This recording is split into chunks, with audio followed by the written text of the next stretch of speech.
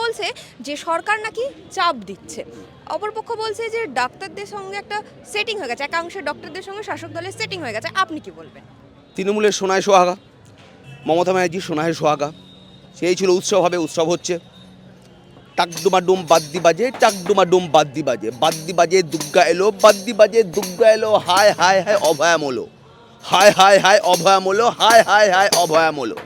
হীরক রানীর প্রাণ জুড়ালো, হীরক রানীর প্রাণ জুড়ালো, সিন্ডিকেটে রাজ্য খেলো। এই হলো বর্তমান পরিস্থিতি। এই চারটে লাইনের মধ্যে পশ্চিমবঙ্গের সিনারিও ফুটে উঠছে। একদমই ঘটনা, এর মধ্যে দিয়ে আর কোনোভাবে অন্য কোনো উত্তরই আসতে পারে না। একটাই উত্তর হতে পারে, যা যা ঘটনা বললাম এই চারটে লাইনের মধ্যে টোটালটা এক্সপ্লোর হতে পারে। আমরা কিন্তু দেখলাম যে সুপ্রিম কোর্টে একের পর এক শুনানির হলো, প্রশাসনের ওপর কি এরপর ভরসা রাখছেন? কারণ আন্দোলন কোথাও গিয়ে কি গতি হারালো? আন্দোলন তো গতি হারানোর একটা জায়গায় ছিল, আগেও ছিল, এখনও সেই জায়গায়। আমি বলেছিলাম প্রথমে যে লাইভ স্ট্রিমিং না হলে যে ঘটনাটা ঘটতো সেই ঘটনাটাই ঘটলো। জুনিয়র ডক্টরসদের একাংশ, পুরোটাই বলবো না, একাংশ বিক্রি হয়ে গেল। আজাদির স্লোগান যবে থেকে ঢুকেছে তবে থেকে এটা শেষ হওয়ার মুখে এলো। স্বস্তিকা মুখার্জির মতন কিছু মানবী যখন এসে আজাদির স্লোগান দিল, তখন থেকে এই আন্দোলনটা পুরো নষ্ট হওয়ার মুখেই গেল। এবং তাই হলো, যেটা হওয়ার তাই হলো। নবান্নে গেল, পুরো সেটিং গেল, সেটিং হলো, সেটিংয়ের পর যা যা ঘটনা তাই ঘটনা ঘটলো, যা যা আমরা চেয়েছিলাম, যা যা প্রত্যেকটা মানুষ চেয়েছিল সেরকম ঘটনাই ঘটলো।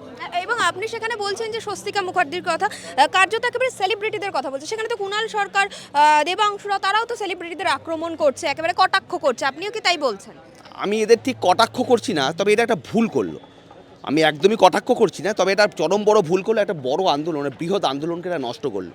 একটা বৃহৎ সার্বিক আন্দোলনকে, একটা জন আন্দোলনকে, গণ অভ্যুত্থানকে এরা নষ্ট করলো, তিল তিল করে নষ্ট করলো। এরা অন্য কাউকে কোনো সুযোগ দেবে না, নিজেরাই নিজেদের আখের গোছানোর চেষ্টা করলো এবং শেষমেশ আন্দোলনটা শেষ হয়ে গেল। রক্ত পিপাসু চক্ষু রানীর অর্থ পিপাসু হাসি, বারংবার আমি কিছু কিছু কথা বলি যেগুলো খুবই অ্যাডজাস্টেবল হয় সিচুয়েশনের সাথে সাথে। রক্ত পিপাসু চক্ষু রানীর অর্থ পিপাসু হাসি, পল্ল ভাটা বিচারালয়ে, পল্ল ভাটা বিচারালয়ে বাজায় রাম বাঁশি, ভোর নেই রাজ্য জুড়ে, বারুদে উঠছে দর, এবার রাম ছাড়বে বাঁশি, ছুটবে তীরের ঝড়, বানর সেনার গর্জনেতে ছড়াক ভূপাতাল, লঙ্কা বিজয় রাবণ বধ, মমতা অস্তাচল, মমতা অস্তাচল। যাই হোক না কেন, মমতার অস্তাচলের সামনেই দাঁড়িয়ে আছে, মমতার অস্ত যাবেই। সেখানে গিয়ে কিন্তু শনিবার থেকে কার্যত জুনিয়র ডক্টররা কাজে যোগ দিচ্ছেন। সেটা তো কোথাও বন্যা পরিস্থিতি, রিলিফ ক্যাম্পের জুনিয়র ডক্টরদের লাগবে, সেটা তো একটা পজিটিভ দিক, তাই না? না, অবশ্যই পজিটিভ দিক, কিন্তু আন্দোলনে অভয়ার কি হলো সেটা একটা প্রশ্ন। আমরা অভয়ের জন্য খাটছিলাম, অভয়ের জন্য দৌড়াচ্ছিলাম, ফাইনালি কি হলো? কিছুই হলো না। প্রথমেই বলেছিলাম যদি এরকম ধরনের কোনোভাবে অশরীরী আত্মায় ভর করে আন্দোলনের মধ্যে, তাহলে শেষ হয়ে যাবে। এটা তাই শেষ করলো কিছু ফেস টুপিধারী কিছু মানুষজন, যারা হিন্দু হয়েও, আমি বলবো না, কিছু হিন্দু হয়েও ফেস টুপিধারী কিছু মানুষজন এই আন্দোলনের মধ্যে ঢুকে গেল, আজাদির স্লোগান দিল, শেষ করে দিল, পুরো আন্দোলনটাকে পুরো শেষ করে দিল। আর আন্দোলন ত্বরান্বিত হওয়ার কোনো সুযোগ সে অর্থে না থাকলেও মানুষ যদি আবার গণবিক্ষোভ দেখায় তাহলে আবার নতুন করে শুরু হতে পারে। এই কথাটা কেন বলছেন? কারণ প্রেস কনফারেন্স করে তো জুনিয়র ডক্টররা বললেন যে আমরা আন্দোলনে রয়েছি, আমরা বিচার চাই। তাহলে আপনারা কেন জুনিয়র ডক্টরদের ওপর থেকে ভরসা হারিয়ে ফেলছেন? জুনিয়র ডক্টরসদের বললাম একাংশ পুরো আন্দোলনটাকে শেষ করলো। বারংবার একটা কথাই বলবো, কারণ ওরা জানে না কি চায়, ওদের চাওয়া পাওয়াটা ওরা নিজেরাই জানে না। ওরা অপসারণ চেয়েছিল, সাসপেনশন বোঝে না।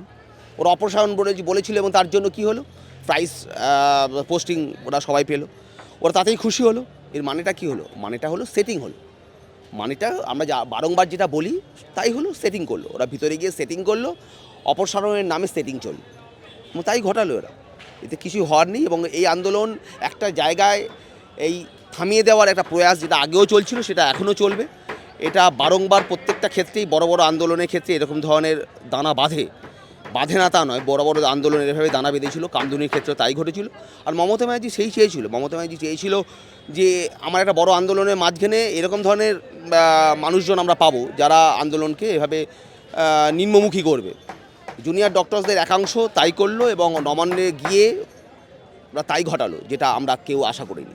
সেখানে কিন্তু আরেকটা কথা উঠে আসছে যে মুখ্যমন্ত্রী মমতা বন্দ্যোপাধ্যায় যখন বিরোধী দলনেত্রী ছিলেন আমরা কিন্তু দেখেছি তিনি কীভাবে তীব্র আন্দোলন করে উঠে এসেছেন। এই ঘটনাটার পরিপ্রেক্ষিতে আমাদের যে বিরোধী দল রয়েছে, সে বিজেপি হোক সিপিআইএম হোক, তারা কি আন্দোলনটা সেইভাবে করতে পারলো? যদি কেউ কিছু পারলো, বিজেপি একটা স্ট্যান্ড পয়েন্ট নিয়ে আছে, বাকি কাউকে আমি আর কোনো স্ট্যান্ড পয়েন্ট নিয়ে দেখতে পাইনি। বিজেপি একটা স্ট্যান্ড পয়েন্ট নিয়ে আছে এবং সেই পয়েন্টের মধ্যে দিয়ে ওরা চলছে। বাকিরা কেন পেলো না? কারণ একটা আন্দোলনের মধ্যে আমরা তো জয় শ্রীরাম বলে ওখানে কোনোভাবে আন্দোলনের মধ্যে ঢুকিনি। ওরা আজাদির স্লোগান দিল। বারংবার একটা কথাই বলতে হয়, আজাদির স্লোগান জবে ঢুকলো, জবে থেকে আজাদির স্লোগান ঢুকলো, কাশ্মীরের স্লোগান জবে থেকে আজাদির স্লোগান আন্দোলনের মধ্যে ঢুকলো, তবে থেকে আন্দোলনটা শেষ হওয়ার মুখেই এলো। ফলে যা ঘটনা ঘটার তাই ঘটলো, এবং এটা আর কিছু হয়ে ওঠার নাই। নতুন করে মানুষ যদি আবার জনজোয়ার তৈরি করার কোনো একটা আঙ্গিক পায়, তবে আবার জনজোয়ার তৈরি হতে পারে।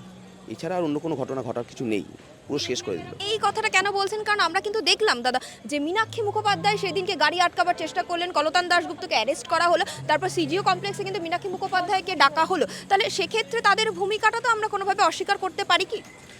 না, সিজিও কমপ্লেক্সে মীনাক্ষীকে ডাকা হয়েছে, ভালো কথা, ডাকা হয়েছে, কিন্তু কলতানকেও অ্যারেস্ট করা হয়েছে। আমি তো নিজেই তো ওর এগেনস্টে বলেছিলাম, বিপ্লবকে আটকানো যায় না, গলা চিপে মারা যায় না। বিপ্লবের যে সমীকরণ, আর বিপ্লব মানেই শুধু মার্ক্সবাদী কমিউনিস্ট পার্টির বিপ্লব নয়, বিপ্লব মানেও রাষ্ট্রবাদী বিপ্লবও ঘটে।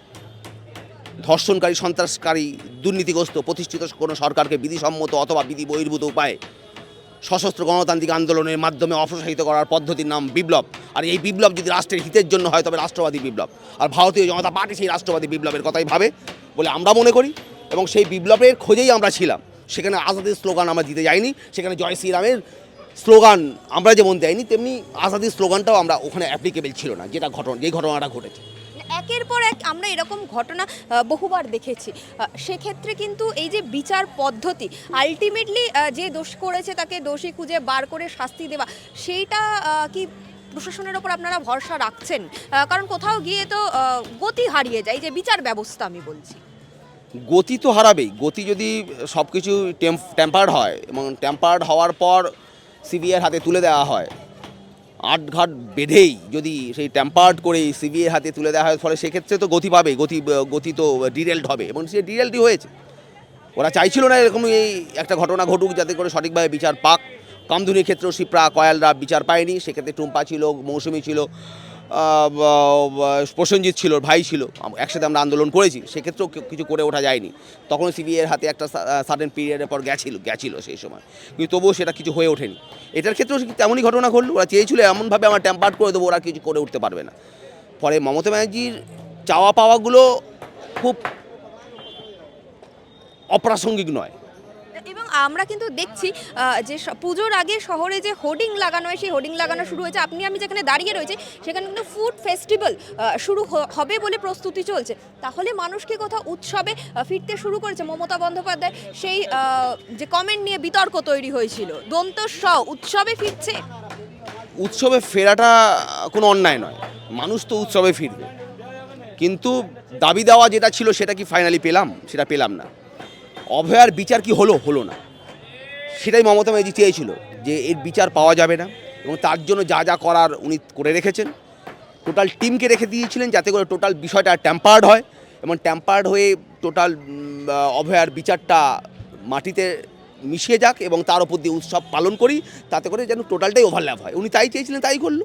ফুড কর্নার হোক বা ফুড ফেস্টিভ্যাল হোক, যা ফেস্টিভ্যাল, এই ফেস্টিভ্যালের মধ্যে দিয়ে অভয়াটাকে হারিয়ে যাওয়ার যে প্রয়াস উনি চালাচ্ছিলেন, তিনি সফল হয়েছেন।